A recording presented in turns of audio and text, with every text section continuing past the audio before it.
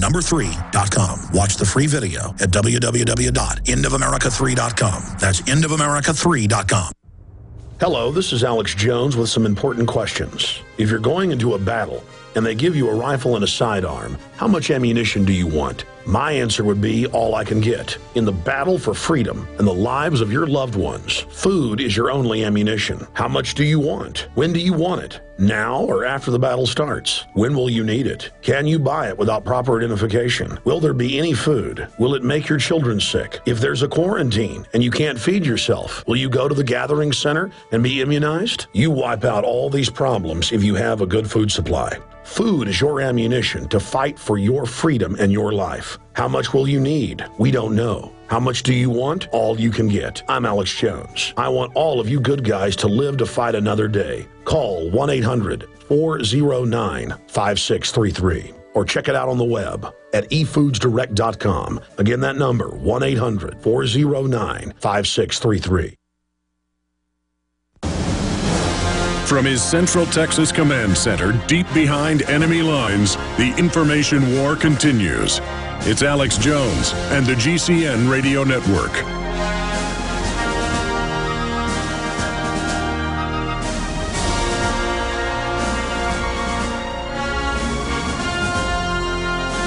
We're live 8 minutes into the second hour of worldwide broadcast. Dr. Nick Begich, eldest son of late United States Congressman from Alaska, Nick Begich Sr. His brother is the U.S. Senator from Alaska, and he's a best-selling author. The website is earthpulse.com. He heads up the lay group that's studying electromagnetics and advanced technologies. He's got a long bio. He really doesn't need any introduction here. He's also the author, of course, of Angels Don't Play This Harp. We're going to get into Tesla technologies with him, which now, again, more and more mainstream news is admitting is much more advanced than we even know, that the FBI confiscated the documents and has suppressed much of it. I want to get into the bees dying, the bumblebees, 4 species of those, more than half of them gone. All sorts of bizarre bird die-offs that are going on. But the government says it isn't pesticides. Though there is a pesticide sprayed generally in December and January that is restricted in use that only kills blackbirds. Jaron's in there researching it right now.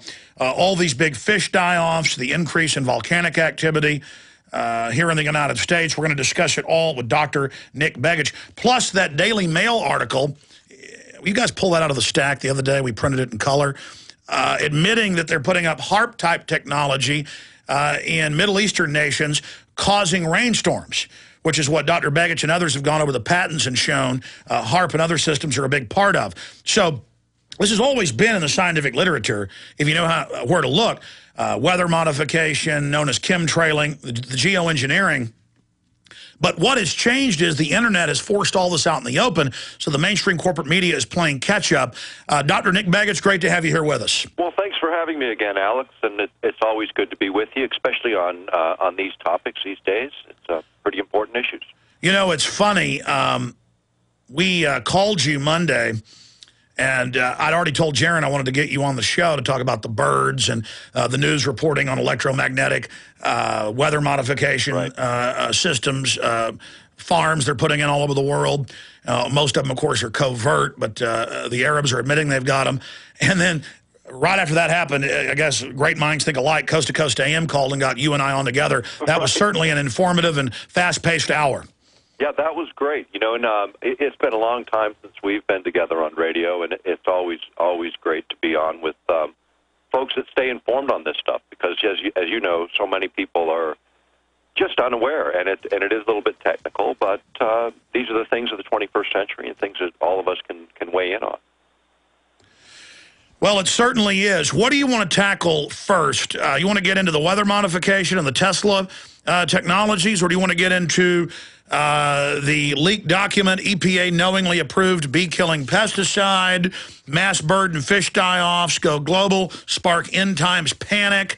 Let's jump into the weather modification going on in the Middle East right now, because that, I think, is perhaps one of the big drivers for a lot of these things that we're starting to see.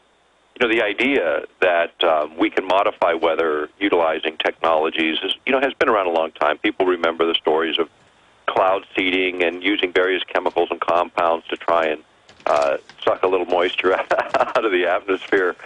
But really, some big changes happened, and the understanding of how energy interacts with weather systems became interesting for many researchers. Electrostatics, the stuff of the article in the Middle East, being able to create and stimulate rainfall, that's been around quite a while. In fact, if you go back to a number of years ago, back in the 90s, there were some very large fires in Indonesia blowing smoke into Malaysia. And many will remember that situation is pretty horrendous.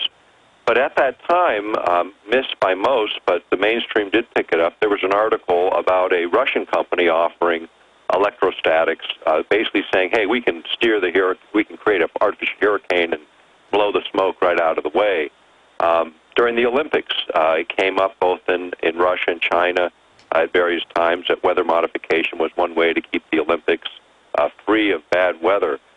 All of this, while all of this is going on and gaining great currency in terms of science, there's been no sort of regulation of it. When you look at the planet, you can't alter weather in one place and just expect that everything sort of stays in that neighborhood. That isn't how it works. Whatever we do in one place has profound and usually unexpected results elsewhere, and that's where some pretty significant risks come in. The other place, going back to some of the work that Bernard Eastlund was doing when he invented HAARP, that whole system was predicated on huge amounts of energy being available for manipulating weather formations. And what Eastlund discovered in 2004, 2005, a couple years before he died, was the idea that HAARP could manipulate what are called gravitational waves, which he believed were the root of weather systems, using energy 1/1600th of the energy he originally thought was needed. In other words, just a small fraction of energy was needed to manipulate gravitational waves that then would have this cascading reaction through geophysical systems, including weather systems. And that research he actually presented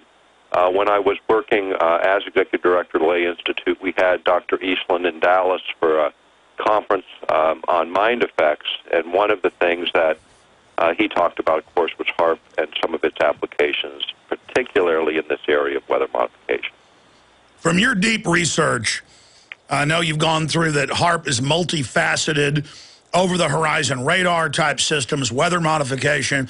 I mean, really, it's an array of things. But when you talk about gravitational waves, it's interesting. Fox News and others are pointing out that meteorologist, climatologist Piers Corbin, who we've had on before, stunningly can predict the weather with many times more accuracy than these big so-called computer models, because he focuses on gravitational waves, and he goes back to the multi-hundred-year-old science where the old-timers didn't know why, but it was connected to the moon changing, and they didn't know what the action was then. They just knew that when the moon was in certain cycles, it was doing certain things. Now they know that it's the moon causing different gravitational events, but also shielding the Earth, or exposing the Earth more to the solar winds of different ionizing particles. So there's a lot of things within the Earth, without the Earth, that are driving weather, the science shows, more than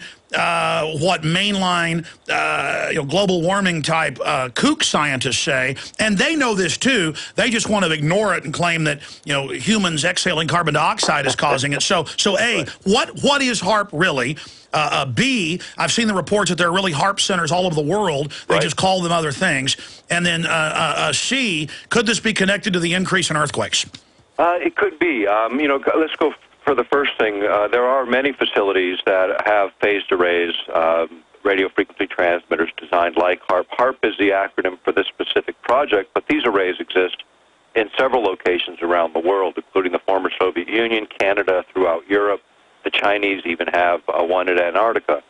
So, that it's pretty widespread in terms of that. The technology and what HAARP is designed for is manipulating the ionosphere, changing this layer above the Earth's surface that is so responsible in large part for the quality and character of communications, for the fact that we have biological life even on this planet. And using energy essentially as the base of this system to alter the geophysics of the planet, the things that actually make the planet run and work. So think about it as sort of a man-made component shoved on the machine of Earth to change its character in certain respects and the way it works, using energy itself. And so when you think about sort of the direction in which this science has taken us, it's not just about HAARP. It's this whole revolution in military affairs. And I know you've talked to your audience about before. This RMA includes a whole class of weapons and technologies of which HAARP is really just a very small part. It's just the one part that happens to have gotten a good bit of notoriety because we sort of attacked that as, you know, one very fine example of where this technology is going. And more importantly, it is the largest radio transmitter of its kind ever designed and built in the world. And it presents huge challenges, particularly in the areas we're talking about today. And, of course, when we talk about this only being one component, we look at things like the Hadron Superconducting Super Collider, and